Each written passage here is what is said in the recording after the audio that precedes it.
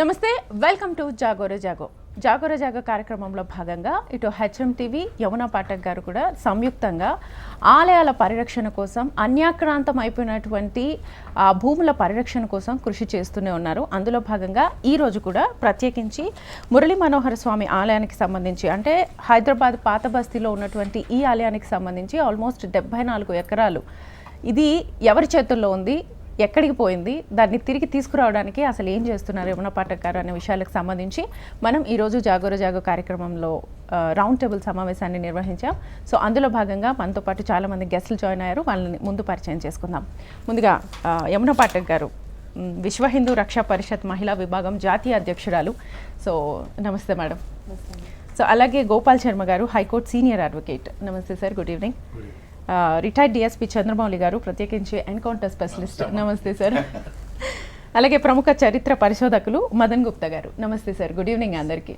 So ముందుగా యమునా పాఠక్ గారు, HM TV మీ సంయుక్తంగా ఆల్మోస్ట్ 21 ఆలయాలకు సంబంధించి 460 కోట్ల ఆస్తుల్ని కేవలం 6 నెలల్లో మీ కృషి ద్వారా ఆల్మోస్ట్ రాబట్టగలిగారు. ఇటు హెచ్ఎం టీవీ సంయుక్తంగా చేశారు. ఇది చాలా పెద్ద విషయం.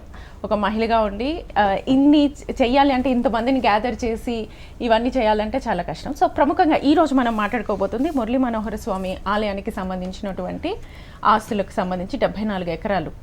సో పాత బస్తీలో ఉన్నటువంటి ఆలయం కొంచెం క్రిటికల్గానే ఉంటుంది. దీనికి సంబంధించి బయటకు తీయాలి అంటే ఆధారాలు ఏం చెప్తారు? అసలు ఇంత ఆస్తుల్ని అన్యాక్రాంతం చేయబడ్డాయి అంటే చిన్న విషయం కాదు. ఏం చెప్తారు అసలు? ముందుగా మన జాగోరే జాగో ప్రేక్షకులందరికీ కూడా నమస్సుమాంజలి. అలాగే ఈ కార్యక్రమానికి మనం అడగగానే తప్పకుండా వాళ్ళ పెద్ద మనసుతో, వాళ్ళ ఆశీస్సులతో ఈ కార్యక్రమానికి మేము తప్పకుండా వస్తాము అని వారి సంపూర్ణ మద్దతు తెలిపిన పెద్దలందరికీ పేరు పేరున కూడా శిరస్సు వంచి పాదాభివందనాలు చేస్తూ, మరి శ్వేత గారు మీరు ఇందాక అడిగినట్టుగా మురళీ మనోహర్ స్వామి ఆలయం గురించి మనం అనేక కథనాలు, 1 కాదు 2 కాదు, అటు మనం హన్స్ ఇండియా పత్రిక పరంగా కానివ్వండి, లేకపోతే మన జాగోరి స్టార్ట్ చేశాక కూడా అసలు 2వ ఎపిసోడ్లోనే మనం మురళీ మనోహర్ స్వామి ఆలయము, కాశీబుగ్గ ఆలయం గురించి మనం ప్రస్తావించడం జరిగింది. మురళీ మనోహర్ ఆలయం అని చెప్పగానే అది కేవలం ఒక ఆలయం కాదు, దానికి సంబంధించి అనేక ఉప ఆలయాలు ఉన్నాయి. మరీ ముఖ్యంగా మనం బాగా చాలా విన్న పేరు కాశీబుగ్గ ఆలయం కూడా మనం విన్నాం. సాక్షాత్తు 3వ శతాబ్దం నాటి శివలింగం అక్కడ స్వామివారు ప్రత్యక్షంగా స్వామివారు అక్కడ కొలవై ఉన్నారు. అప్పట్లో చరిత్రకారులు, మన ఆర్కియాలజిస్టులు కూడా చెప్పడం జరిగింది, అప్పట్లో శ్వేతనాగులు కూడా ఉండేవండి అని. మనం ఇదే షోలో చాలామంది ప్రముఖుల్ని పిలిచి దాని పట్ల చారిత్రాత్మక ఆధారాలతో సహా ఆ రోజు తాళపత్ర గ్రంథాల్లో ఉన్నవి కూడా మనం చెప్పడం జరిగింది. అంతటి పురాతనమైన ఈ ఆలయానికి సంబంధించి ఉపాలయం అది. కాబట్టి ఇలా 1 కాదు 2 కాదు, దాదాపు ఒక 4 మండలాలకు సంబంధించి అనేక ఆలయ ఆస్తులు మురళీ మనోహర్ స్వామి ఆలయాలకు సంబంధించింది.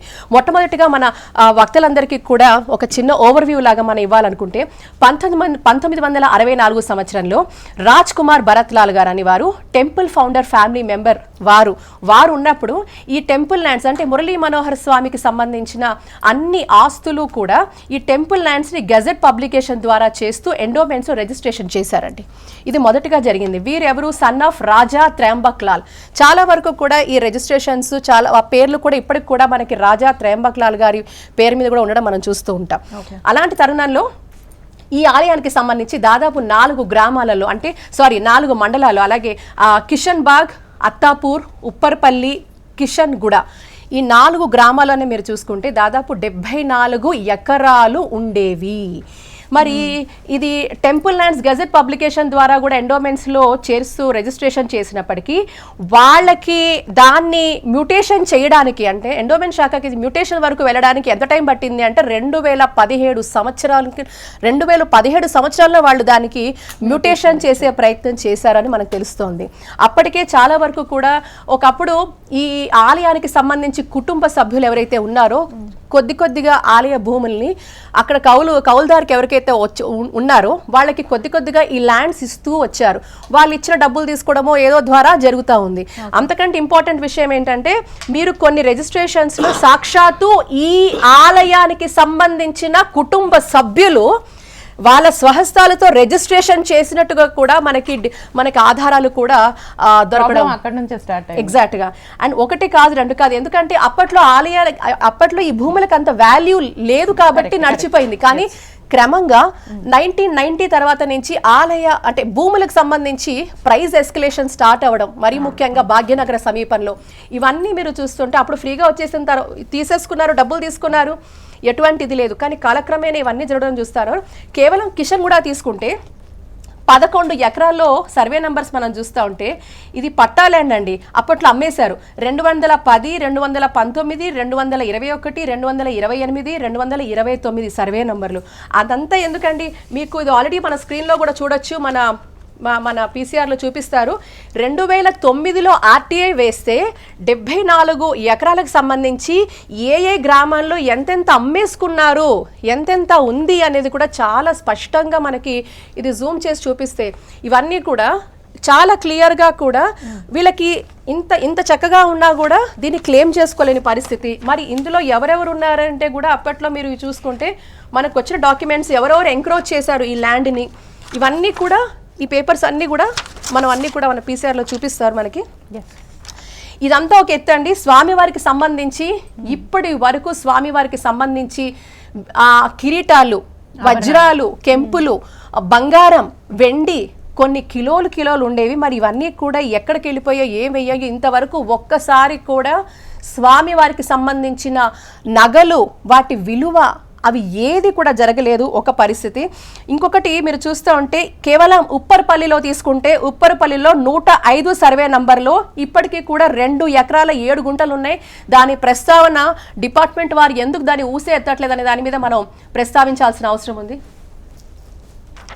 ఓకే, షామీర్పేట్ మళ్ళీ మీరు చూస్తే షామీర్పేట్ అన్నిటికంటే ఇంపార్టెంట్ ఏంటంటే ఈరోజు మురళీ మనోహర్ స్వామి ఆలయానికి సంబంధించి షామీర్పేట్ తురకపల్లిలో 104 ఎకరాలు. పీసీఆర్ అవి మార్చండి. షామీర్పేట్ తురకపల్లిలో 104 ఎకరాలు కల్టివేషన్లో ఉందండి. ఇందులో 29 కబ్జాదారులు హాయిగా యథేచ్ఛగా ఈ టెంపుల్ ల్యాండ్ ఎంజాయ్ చేస్తున్నారు.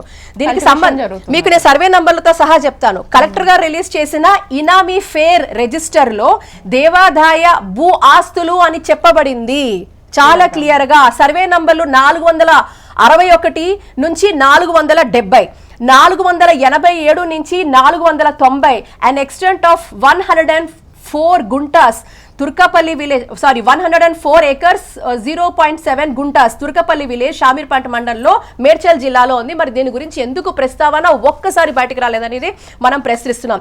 మనం ప్రశ్నించడం కాదు, ఈ ఆలయానికి సంబంధించి ట్రస్టీ బోర్డు ఉంది, ట్రస్టీస్ ఉన్నారు. మరి వీరు ఏ రోజైనా కూడా ఈ ల్యాండ్ ని కాపాడడానికి ఎప్పుడైనా వాళ్ళ గణం వినిపించారా, ప్రస్తావించారా, మాట్లాడారా అనేది ఈరోజు జాగోరి జాగో మాధ్యమంగా మనం ప్రశ్నిస్తున్నాం. ఓకే, అంటే ఇందులో భాగంగా మీరు ట్రస్టీ బోర్డ్ సభ్యులతో మాట్లాడారా? ట్రస్టీ బోర్డ్ సభ్యులందరూ కూడా ఉన్నారు. కాకపోతే మనం ఇంకా ఇక్కడ ఏంటంటే ఈ ప్రస్తావన డిపార్ట్మెంట్ చేయాలి, మనం చేస్తున్నాం. డిపార్ట్మెంట్ చేయాల్సిన పని మనం చేస్తున్నాం. ఓకే సో కంప్లీట్గా ఒక వ్యూ అయితే ఇచ్చారు. సో ఈ ఆలయానికి సంబంధించినటువంటి ఆభరణాలు కానీ 100 ఎకరాలు 1000 కోట్ల ఆస్తులు. ఈ రోజు మన పెద్దలు ఇంతమంది ఉన్నారు, వాళ్ళని ఒకటే ప్రశ్న, ఒక్క గుడిని టచ్ చేస్తేనే 100 ఎకరాలు 1000 కోట్ల ఆస్తులు. అక్కడ ఈ రోజు డొనేషన్ మీద స్వామివారికి ఇయ్యండి అయ్యా, మా ప్రసాదం పెట్టుకుంటాం, స్వామివారికి ఇయ్యండి అయ్యా, పువ్వులు పెట్టుకుంటాం అనే పరిస్థితి ఎందుకుంది? స్వామివారికి ఉన్న ఆస్తులన్నీ ఎక్కడ పోయాయి, ఏం చేస్తున్నారు, ఎందుకు కళ్ళు మూసుకొని చూస్తున్నారు, నిద్రావస్థలో లేరు, నిద్రపోయినట్టు ఎందుకు నటిస్తున్నారు? ఈ వ్యవస్థ అనేది ఈ రోజు బాధాకరం.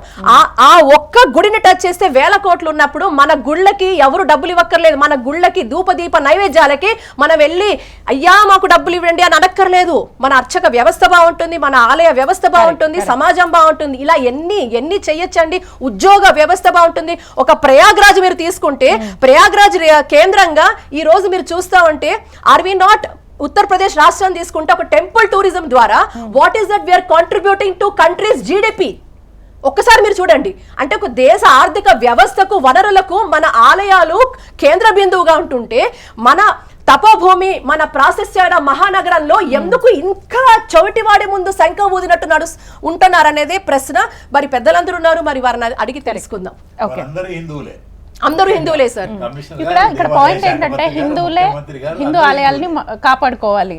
దేవాదాయ శాఖ, రెవెన్యూ శాఖ, జిహెచ్ఎంసి అన్ని శాఖలండి, అన్ని శాఖలు ఇంటర్ లింక్డ్. ఇక్కడ ఎందుకు రెవెన్యూ వ్యవస్థ, జిహెచ్ఎంసి ఎందుకు? అన్ని వ్యవస్థలు చూసి అండ్ చూడండి. మరీ ముఖ్యంగా కిషన్ బాగ్ లో మీరు తీసుకుంటే స్వామివారి ఆలయానికి సంబంధించి కిషన్ బాగ్ నుంచి కాశీబుగ్గ ఆలయం వరకు ఒక అన్య మతస్థులకి ఇచ్చి ప్లాటింగ్ చేసి అమ్మేశారండి వీళ్ళు.